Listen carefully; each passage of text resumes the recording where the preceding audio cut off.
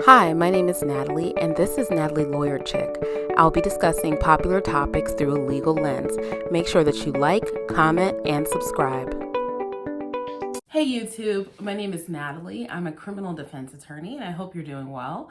So today I'm going to be reacting to former Judge Leticia Astacio sentenced to 180 days in jail. This was a viewer-suggested video. Back on the record, People versus Leticia Astacio. Please come back up, Mrs. Astacio. This is a violation of probation matter. The matter is scheduled today for possible disposition due to the fact that we don't have a probation officer here in front of us. So, for those that are not in the know, if you are convicted of an offense, be that criminal or traffic court, you can receive two types of sentences. The number one sentence is a straight sentence. This is more unlikely, which means that you just serve straight time, no probation. Usually those sentences are a lot longer.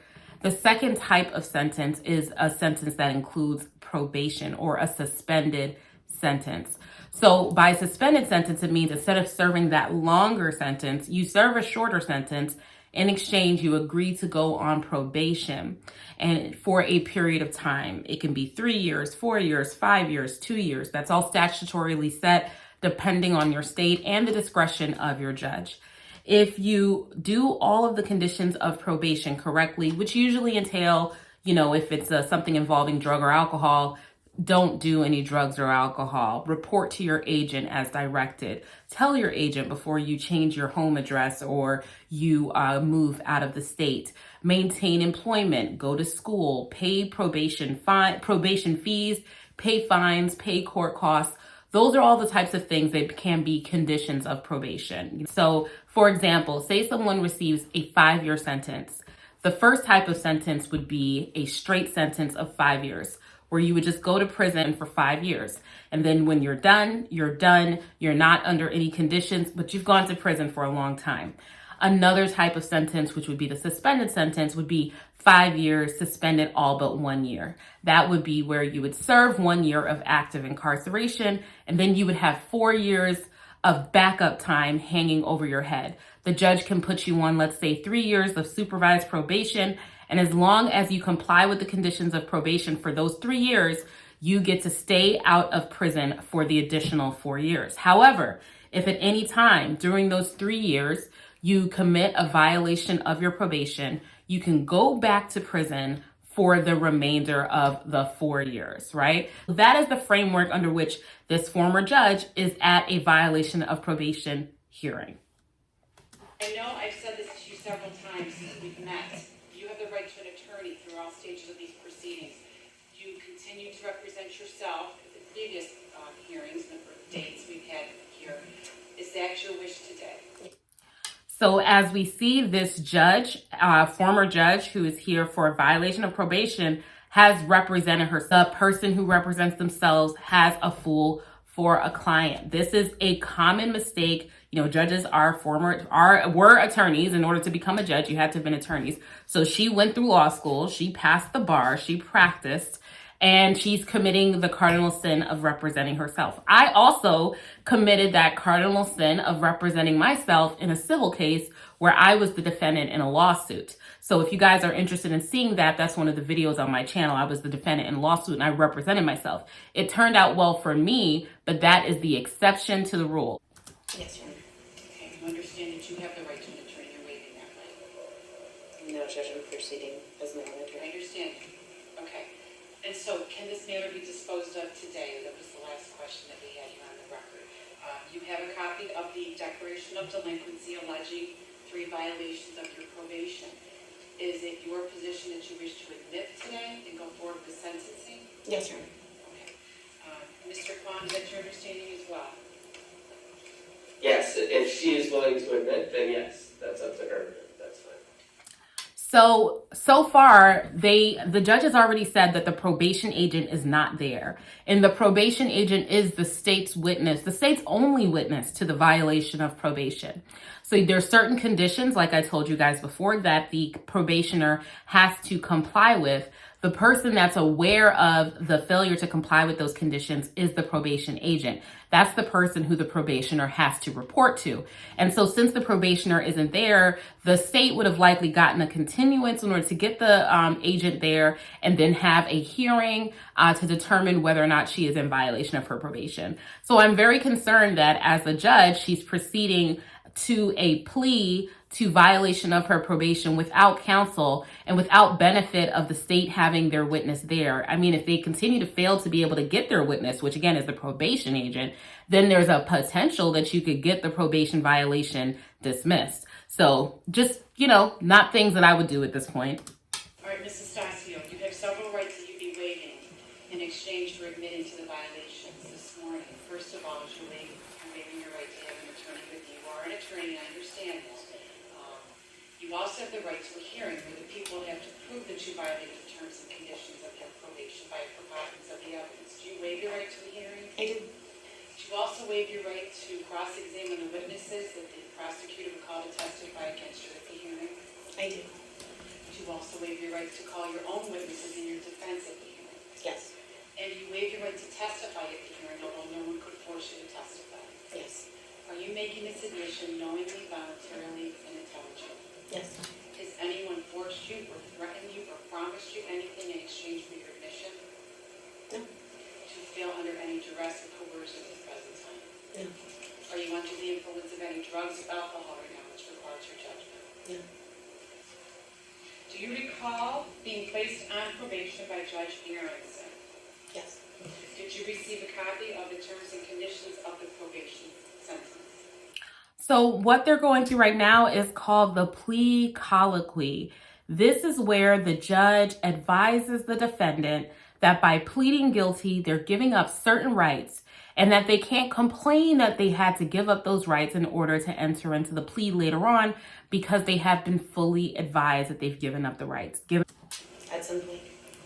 Okay, at some point. Yes. Okay, but you did. Is that correct? Yes. I'm sorry? Yes. Okay. In fact, you did sign off on the conditions of probation. Yes. Okay. Did you understand the terms and conditions of probation? Yes. Do you admit that you failed to report as directed to probation on August 13th, 2019 and August 20th, 2019? Yes. And you admit that you didn't appear to probation for a few months thereafter? Judge, with all due respect, I think that the one admission is sufficient for the declaration to do. If you don't want to answer that, you don't have to. I don't want to. Do you admit that you failed to cooperate with the... Okay, so it's clear to me from what the prosecutor said previously and what she is saying now that she did not enter into an agreement with the prosecution in exchange for her admitting to be in violation of her probation. So she is correct that failing to report in and of itself is a violation of her probation. Any violation of any condition is a violation of probation. In some states, every violation carries the same potential for the full backup time. In my state, that is not the case, but we won't really get into that. So she's saying that it doesn't matter, but the other allegation is basically that she didn't show up to probation for 2 months is what's called absconding from probation, which means that you gave up on the entire enterprise and you never came back. And if you abscond for probation for a long period of time, that's far more serious than missing 2 check-ins with your probation agent. Because what that means is that it's willful at this point and you're not submitting to probation. Condition interlock program is required by Section 1193 Subdivision C. No. Admit that you failed to cooperate with the ignition interlock program is required by Section 1193 Subdivision C. No. No, I don't admit that. I deny that. You deny that? I do, but I've already pled guilty, Judge. It doesn't work like that. And she's being very kind of brusque about it, as though she almost doesn't understand why the judge is going this far. You haven't reached an agreement with the state that the state has stipulated to on the record, or that the judge has agreed that they will accept. As I can see, she's going to be going to sentencing, but this is really not the way that it's done. Some judges want to know what the disposition is as to all of the charges. Are both sides agreeing that the absconding and the interlock device violations that she's not guilty of them or that they're just going to let them go? Or is this something that's contested and needs to proceed to a hearing? Did you admit that you failed to abstain from using or possessing alcoholic beverages? No, I don't. Okay. Mr. Kwan, are you satisfied with just her admitting to paragraph 1? Or Your Honor, I believe in order for the court to find a violation of probation has occurred, she only needs to admit to the one violation. And if the court is satisfied, the court is in a position to sentence her accordingly. So the state is waiving their ability to push back on her decision not to admit to 3 of the 4 violations. Failing to consuming alcohol while on probation, failing to use the interlock device, and absconding from 2 months. So she refuses to admit to those, but is admitting to the less serious, failing to report on August 13th and August 20th. I'm going to assume that the judge is going to take that, but let's see. But in terms of whether or not she has adequately pled, the people are in a position of, yes, she has. all right. People are satisfied. I'll be satisfied as well. She didn't show up to probation beginning at August 13th and August 20th, 2019. And therefore, I will find that you violated the terms and conditions of your probation, that you did so knowingly. Now, with regards to sentencing, do you wish to be heard? Briefly, Your Honor, obviously, as a violation of probation, it is up to the court to sentence Ms. Estacio as she sees fit. However, it is the position of the people that, based on not only her violation of failing to report, but her violation of the conditional discharge that put her on probation in the first place, her inability to adhere to probation going forward from that, that it is the people's position that the only alternative left to the court is to sentence Ms. Estacio to a term of incarceration, and that would be the position of the people. So the people, or the state, has asked for a term of incarceration. That's actually quite lenient. So there are several things that the state can ask for. If the probation has not yet expired and they've reached an agreement with Ms. Estacio, or if there's something where they believe this whole thing can be rehabilitated, we have an interest in keeping this person on probation and not back in jail, the state could say, we would recommend that this person be continued on probation, but that probation be extended. So that would have to be by the agreement of the defendant. They'd have to agree to that. But that would mean that you stay on probation, you don't go to jail, and that as a punishment, you have to serve probation for a little bit longer to show that you can do it, right? A lot of people like to try and take advantage of that if that's something that comes their way, because it's not very common, but it can mean that you keep from having a finding of violation of probation in your case, and that can have massive consequences, including not going to jail. Another thing that the state could say is, look, you know, we don't want her to be kicked off of probation, but we think that she's going to need a couple of weekends in jail. So they could say some more time in jail, maybe served on work release, maybe served on weekends, and then after she gets out, continue her on probation for the rest of the time that she would be on probation and reduce her backup time by how much time she served in jail. And then they could say, we want to punish her. We don't want her to be on probation anymore. We're done with her, but we want her to serve some period of incarceration. So that's kind of like getting a little bit more serious there. And then the worst is if they say they want you to serve all of your backup time, meaning that you would go back for the entirety. Now, he didn't escalate all the way up to asking for all of her backup time. He just said some period of incarceration, putting it now squarely in the court's, the ball in the court's court, giving it to the court to say, we submit to your discretion as to what period of incarceration to impose, but we're not asking for something less than incarceration. Mrs. Stacio? Judge, honestly, I'm blindsided. I've spoken to Mr. Frum about this several times, and his position has always been that the people take no position. In fact, in pretrial conferences, he's asserted that a time served disposition would be appropriate in light of the fact that I've served approximately 4 months in jail and a misdemeanor DWI. So I'm surprised that he would make this statement on the record on the news for the first time ever. I think. Okay, so that's her fault, actually. And here's why. The state or the people did not place an agreement on the record with the court before she pled guilty. And had she had an attorney, because it's a little different when you're representing yourself now, it's hard to pay attention to everything. Had she had an attorney, the attorney would have insisted that the state put the agreement on the record, knowing that you were pleading guilty only upon certain conditions. That condition being that the state was going to be asking that you receive no backup time and that they would take no position or whatever the case may be because you've already served 4 months on a misdemeanor DWI.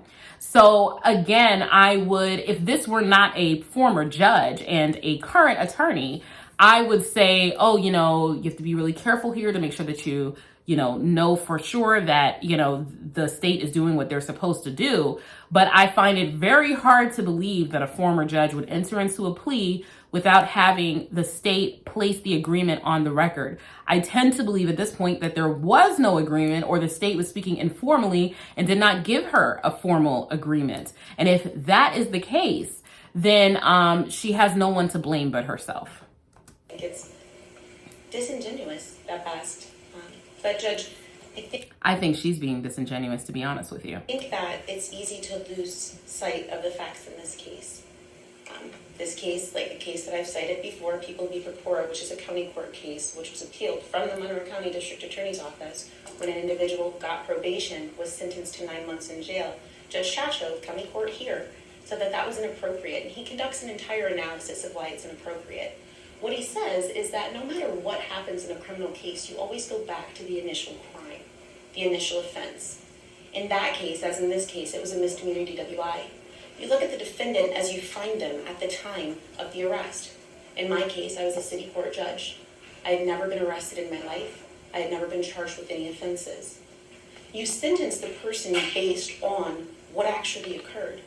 In my case, I passed my field sobriety test, but after conviction, I again had no evidence of an accident, there were no injuries, there was no aggravating factors. It was a standard misdemeanor DWI, for which most individuals would receive fines and a surcharge.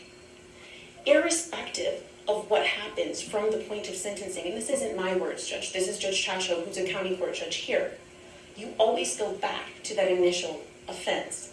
This is still a misdemeanor DWI. This is a misdemeanor DWI that was alleged to have occurred in 2016, and we're going into 2020. I have served almost an entire year of a conditional discharge. I have served approximately 4 months in jail. I have served 2 years on probation. I'm not saying any of this to say, woe is me. You weren't the initial sentencing judge. I want you to be aware, if we're talking about penalties, of the penalties I've already sustained in this case. In addition, I was removed from the bench. Literally, the Court of Appeals held that career suicide was appropriate in my case, so I lost my entire career. I think if we're going to talk about penalties and justice and equity, this is an atypical sanction for a misdemeanor DWI conviction. In addition, I just want to say that this is very good mitigation. She has case law to back up the claims that she's making. In my mind, as she's speaking, I am thinking of arguments against the things that she's saying, but she is advocating her point of view eloquently, reasonably, logically, and based on actual real law and arguments that fit the structures of that law. I would just say, though, that there are some holes here, but you wouldn't expect someone who's advocating for themselves or even for a client to point out those holes necessarily. One of the reasons that a person would be placed on probation, and this is again in the People v. Purpura decision, is substance abuse, which apparently has been the overarching concern here, that I have a problem with alcoholism. I've never been able to provide any proof to the court that I've completed an alcohol treatment program because I've never been ordered to attend one. I've obtained 3 to 5 OASIS certified evaluations, and none of them ever said I needed treatment. It is impossible for me to enter into a treatment program without a diagnosis. That's just not how insurance works. So I did voluntarily enter into one program that I completed, but that's all I could do. If I'm on probation, to address a substance abuse issue. That certainly isn't occurring before this court because there's no proof that I have one. I got a mental health evaluation. There was no recommended treatment, but on my own, because candidly this was very stressful, I got into therapy. I provided information from my therapist to my probation officer voluntarily.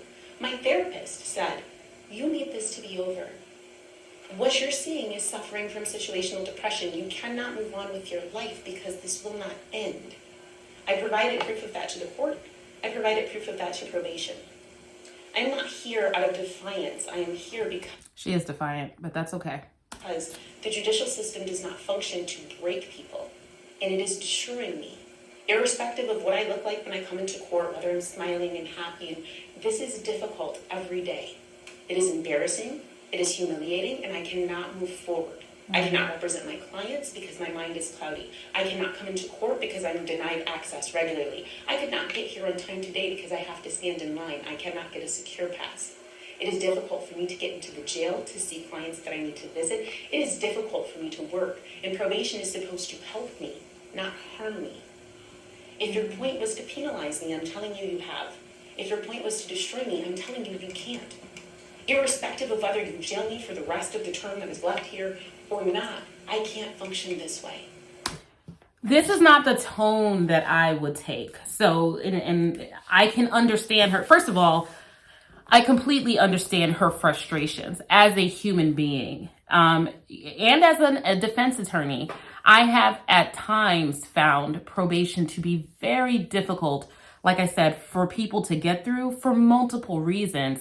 But it doesn't sound here with the absconding, with the missing appointments, with, let's see here, use of alcohol, failure to do the interlock, even though she didn't admit to that, but failure to do the interlock device, because that would have made sure that she wasn't drinking and driving. Something is awry here, right? I know that it's difficult, but something is wrong here. Someone who is trained in how to enforce the laws, uphold the laws, and how to advocate on someone from the law should not have this much difficulty in comporting themselves with probation. So I've done quite a bit of time here, more than I think any other individual ever convicted of a misdemeanor DWI has done. I think that I have lost quite a bit, but I have gained so much in the process. If the point was to teach me or to help me, I don't know that you did, but I can tell you through this process, I've grown so much as an individual. You don't know me, but you literally can see the difference in the person that I've been through this. And to continue to be stuck just because there is literally no benefit to keeping me on probation. In fact, I am the only probationer that my probation officer supervises. You want to talk about a waste of taxpayers' money? I'm his entire caseload. There's no benefit, Judge. You want me to serve the community? I do. I planned on going to a Thanksgiving dinner tonight.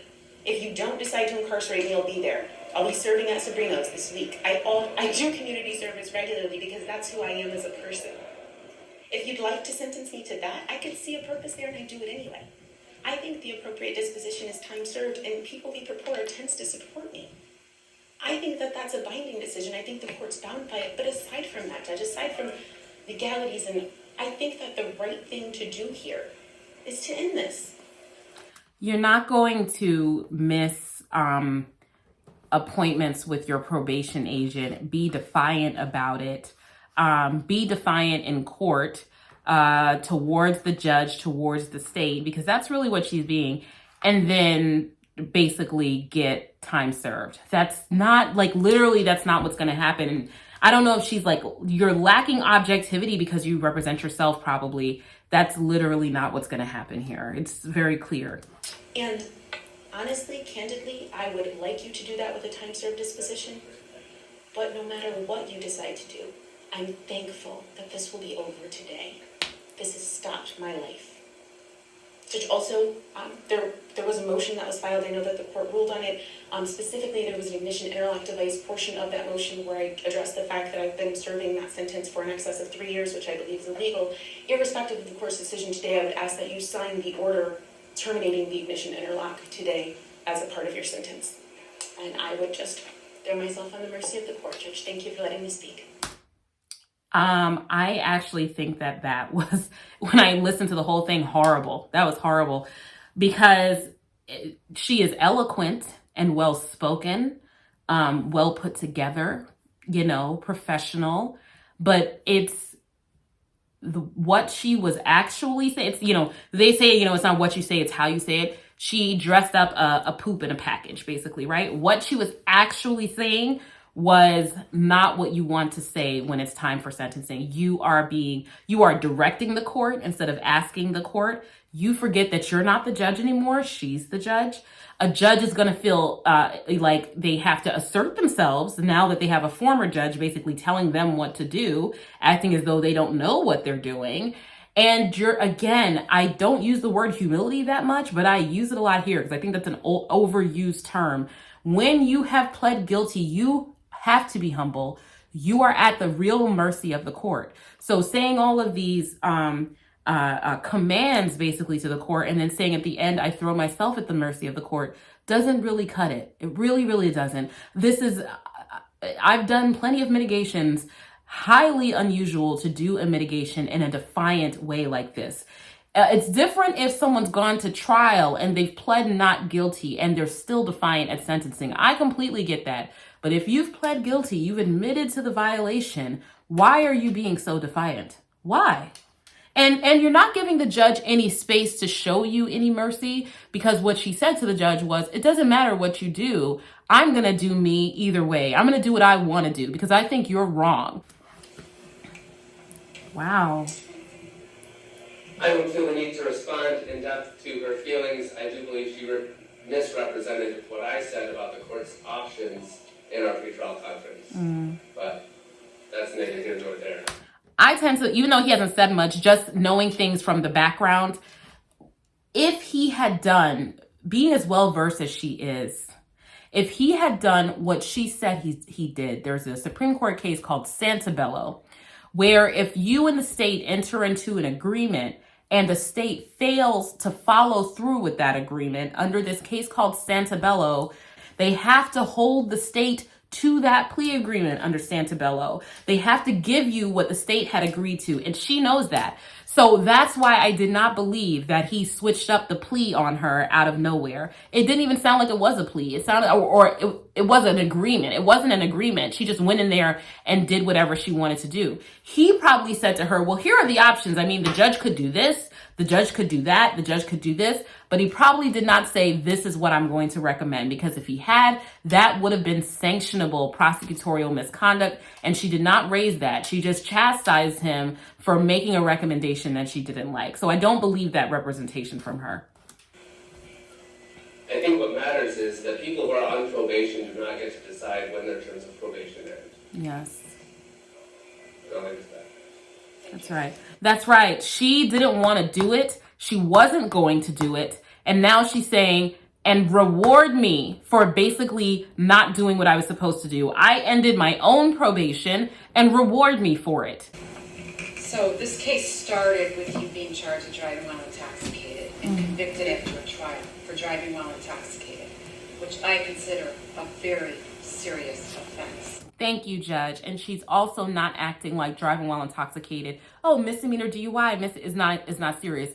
DWI is serious. It is serious. It's dangerous to do that, right? It is a common mistake that people make. It's one of the most common offenses out there, and it transcends socio and economic and educational background and racial background and geographic background. People all over the country commit DUI every single day. It doesn't mean that it's not serious just because it's common. The facts surrounding your arrest that morning, very troublesome to me. But your actions after your conviction are even more troubling to me. You received the minimum sentence of a conditional discharge upon your conviction for driving while intoxicated. You had a year period to stay out of trouble, pay your fine and surcharge, put a ignition interlock device on your car, and follow the restrictions of the device. And almost a month after your conviction, you already had a violation of your conditional discharge filed. Within 2 months, you had 2 more filed against you. You settled it. you admitted to a violation. This is her second probation violation, and the first one included not doing the interlock device. So, you know, that's it. She's already received grace from the court, and she didn't mention any of that in her mitigation. None of it. So that's very interesting. That's a very bad history to have. And to be so defiant when you've already been found to be in violation for the same exact things. If you get found in violation the first time, most people go back to jail for their backup time the first time. Extended your conditional discharge provisions to include an additional time period on your ignition interlock device. Well, that makes sense because you never did the interlock device. That was it. 6 months later, you're back on another violation of conditional discharge. The judge places you on probation. Shock portion, yes, you did serve some time. The first time, because she said, you know, you got suspended sentence the first time, and that confused me. The first time, she got no jail time.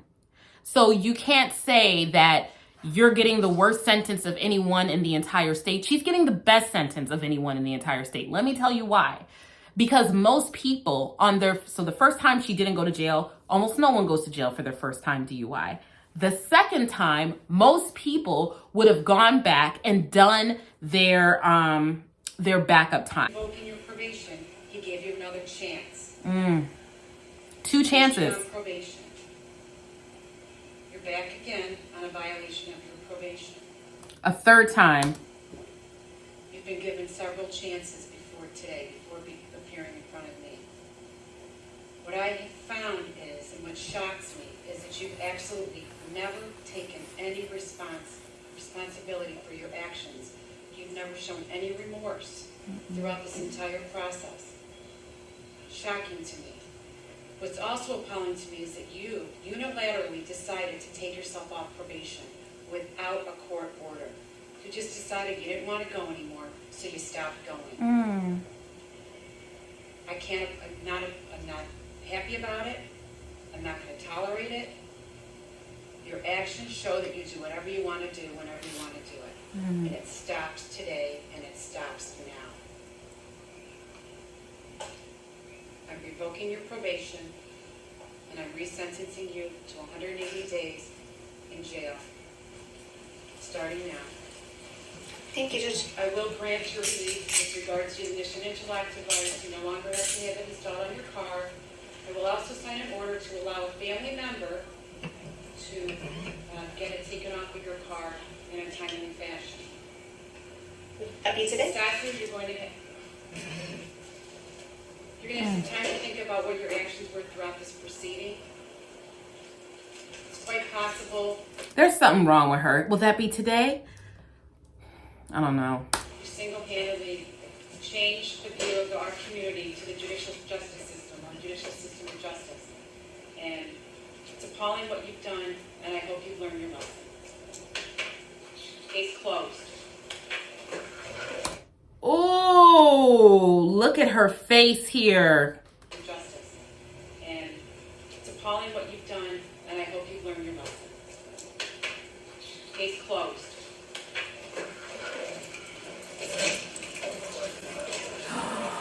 Beatrice Bostic.